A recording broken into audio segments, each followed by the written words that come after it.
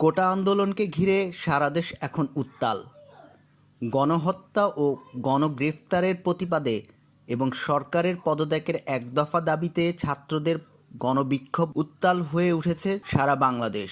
বৈষম্য বিরোধী ছাত্র আন্দোলনের সাথে সম্পৃক্ত হয়েছে সারা দেশের মানুষ, সাংবাদিক, আইনজীবী, সাংস্কৃতিক সংগঠনের কর্মী, বিভিন্ন পেশায় যুক্ত পেশাজীবী থেকে শুরু করে অভিভাবকবৃন্দ। এই ধারাবাহিকতায় শিক্ষার্থীদের সঙ্গে সহমর্মিতা প্রকাশ করে নিজের সামাজিক যোগাযোগ মাধ্যম ফেসবুকে সরকারকে হুমকি দিয়ে মন্তব্য করেছেন সাবেক সেনাপ্রধান ইকবাল করিম ভূঁইয়া।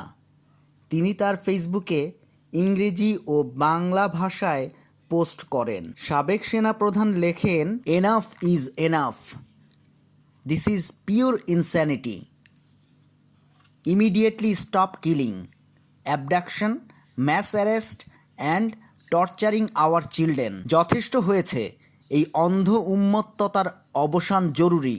আমাদের সন্তানদের উপর গুলি চালানো, তাদের অপহরণ, গণগ্রেফতার ও নির্যাতন এখনই বন্ধ করুন। সম্প্রতি নিজের ফেসবুক প্রোফাইল লাল করে সংহতি প্রকাশ করে আলোচনায় আসেন তিনি।